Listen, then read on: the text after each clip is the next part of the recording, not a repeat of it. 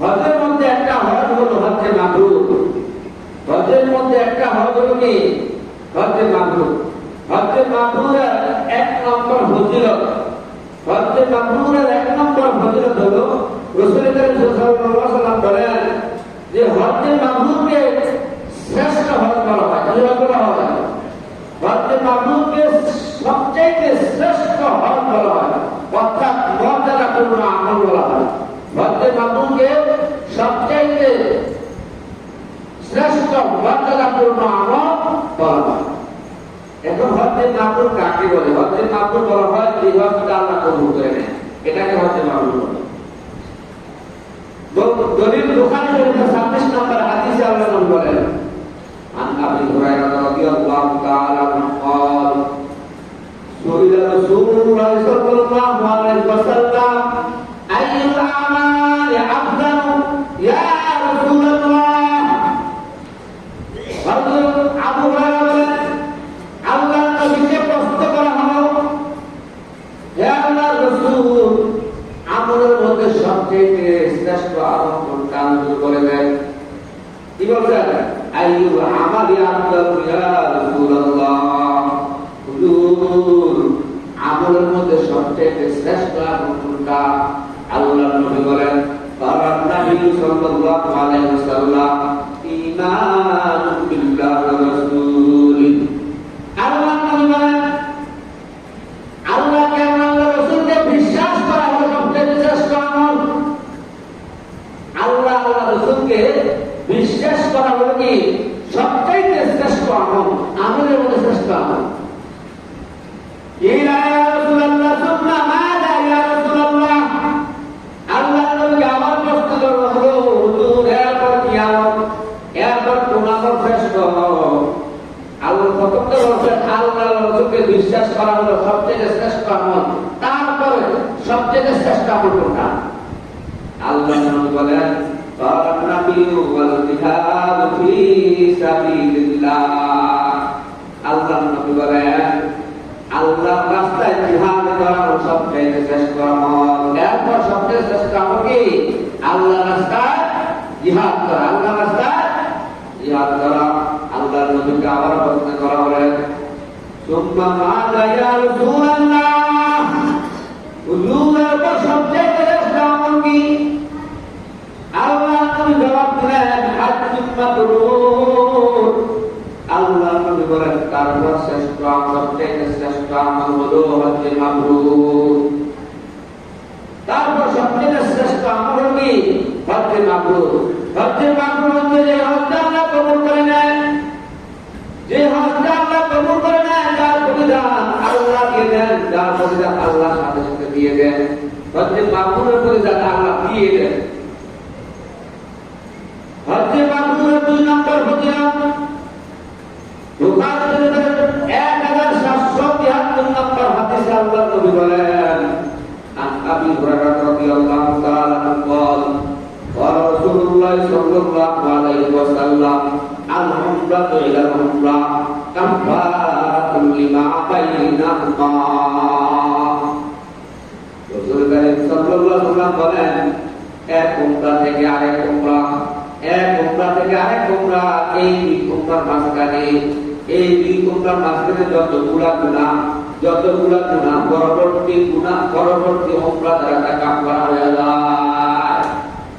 পরবর্তী উমরা দ্বারা সব গুনাহ মাফ করে দেয়।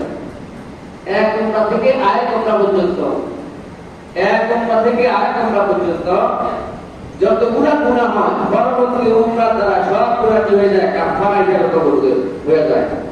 আল্লাহর নবী বলেন, ওয়াল হাজ্জুল মাবরুর লাইসা লাহুল জাযা ইল্লাল জাযা। আল্লাহর নবী বলেন, হজ্জে মাবরুর হইল, হজ্জে মাবরুর লাইসা লাহুল জাযা। আল্লাহর নবী বলেন, হজ্জে মাবরুরের কোনো প্রতিদান নাই, একটা প্রতিদান। হজ্জে মাবরুরের প্রতিদান হলো একমাত্র আল্লাহর জান্নাত। হজ্জে মাবরুরের প্রতিদান কি? একমাত্র আল্লাহর জান্নাত। হজ্জে মাবরুরের প্রতিদান কি? একমাত্র আল্লাহর জান্নাত। হজ্জে মাবরুরের পুরস্কার হলো একমাত্র আল্লাহর জান্নাত ছাড়া কিছু।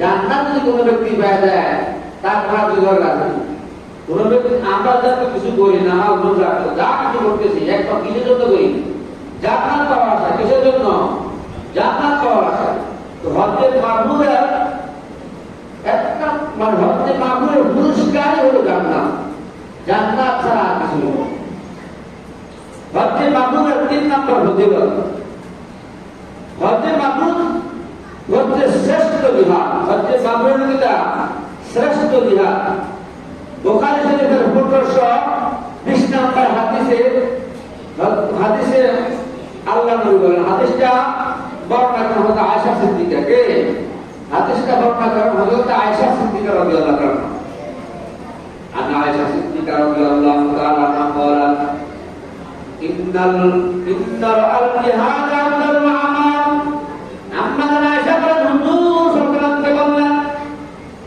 আম্মা আয়েশা সিদ্দিকা রাদিয়াল্লাহু তাআলা আল্লাহর নবীকে বললেন ইয়া রাসূলুল্লাহ ইয়া হাবিবাল্লাহ আমরা দেখি জিহাদ হলো সবচেয়ে শ্রেষ্ঠ আমল আমরা দেখি জিহাদ হলো সবচেয়ে শ্রেষ্ঠ আমল আবালা মুজাহিদু হুজুর আমরা নারীরা কি জিহাদ করতে পারবো না আমাদের কি জিহাদ করতে মন চায় না হুজুর জিহাদ কি শুধু পুরুষরাই করবে নারীরা কি করবে না এই জিহাদের সব কি সব পুরুষরাই নিয়ে নেবে আমরা নারীরা কি পাইতাম না এই কথাটা কে বলছে আয়েশা সিদ্দিকা রাদিয়াল্লাহু আনহা বলতেছেন আল্লাহ নবী বলতেছেন ক্বালা রাসূলুল্লাহ সাল্লাল্লাহু আলাইহি ওয়াসাল্লাম আল্লাহ নবী বলেন তোমরা জিহাদ করা লাগবে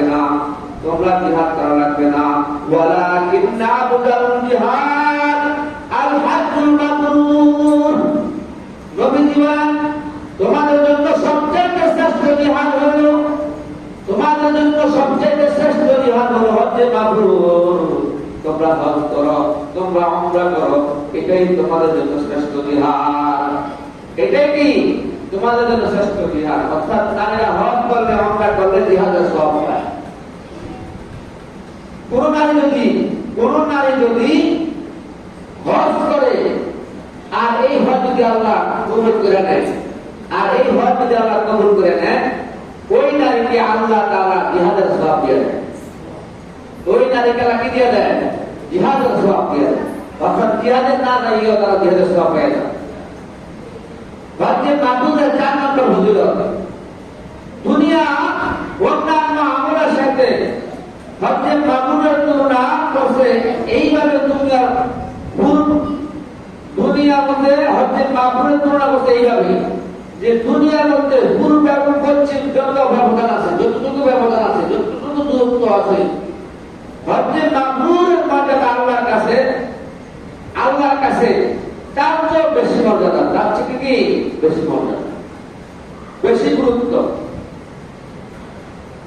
হজ্জে মাবরুর আল্লাহর কাছে এত বেশি দামি কত বেশি দামি বুখারী শরীফ মানে সহিহুল জামির মধ্যে 1094 নম্বর হাদিসে বর্ণনা করেন যে আফদালুল আমাল আল ঈমান বিল্লাহি ওয়াহদা সবচেয়ে ফজিলতপূর্ণ আমল হলো আল্লাহর প্রতি বিশ্বাস স্থাপন করা আল্লাহর প্রতি বিশ্বাস স্থাপন করা আল্লাহকে বিশ্বাস করা এরপর সবচেয়ে মর্যাদাপূর্ণ আমল হলো আল জিহাদ ফি সাবিলিল্লাহ আল্লাহর রাস্তায় জিহাদ করা এরপরে সবচেয়ে মানে মর্যাদাপূর্ণ আমল হলো আল হজ্জুল মাবরুর হজ্জে মাবরুর আদায় করা নবী বলেন হজ্জে মাবরুর তামদারু সাইরুল আমাল কামা বাইনা তালু'i শামসি ওয়া মাগরিবিহা রাসূল কারীম সাল্লাল্লাহু আলাইহি ওয়াসাল্লাম বলেন সূর্য উদয় আর অস্ত এর মধ্যে যতটা দূরত্ব আছে যতটা কি ব্যবধান আছে অন্য আমলের চাইতে হজ্জে মাবরুরের ব্যবধান তার চাইতে বেশি কথা বুঝছেন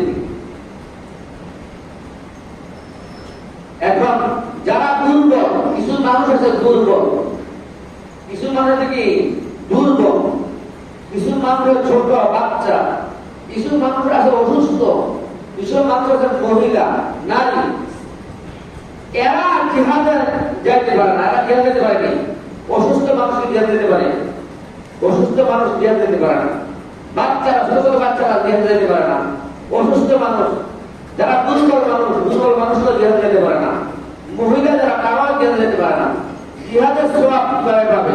তারা জিহাদের সওয়াব কিভাবে পাবে? অসুস্থ মানুষ, ছোট বাচ্চা তারা কিভাবে পাবে? দুর্বল মানুষ সে কিভাবে পাবে? নাসাই শরীফের 2626 নম্বর হাদিসে আল্লাহ নবী বলেন, রাসূলুল্লাহ সাল্লাল্লাহু আলাইহি ওয়াসাল্লাম, জিহাদুল কাবীর ওয়াস সাগীর ওয়াল যায়ফি ওয়াল মারআ ওয়াল হজ্জ ওয়াল উমরাহ। নবী সাল্লাল্লাহু বলেন, বুড়া মানুষ, বৃদ্ধ মানুষ, বুড়া মানুষ, বৃদ্ধ মানুষ, দুর্বল মানুষ, ছোট মানুষ, ছোট মানুষ, নারীরা জিহাদের সওয়াব, তাদের জিহাদের সওয়াব হবে কিভাবে? জিহাদের সওয়াব হলো উমরা করা। নারীরা জিহাদের সওয়াব পাবে কি করলে? উমরা করলে। বৃদ্ধ মানুষরা জিহাদের সওয়াব পাবে উমরা করলে। ছোট ছোট বাচ্চারা জিহাদের সওয়াব পাবে উমরা করলে। দুর্বল মানুষেরা জিহাদের সওয়াব পাইবে উমরা করলে। কি করলে? উমরা করলে। নবীজি বলেন, কোন বৃদ্ধ মানুষ যদি হজ করে উমরা করে, কোন অসুস্থ মানুষ যদি হজ করে উমরা করে, কোন মানুষ যদি হজ করে উমরা করে,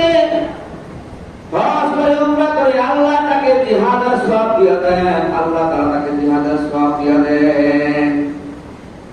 সুবহানাল্লাহ। তাহলে হজ্জে মাবরুরের ফজিলত হলো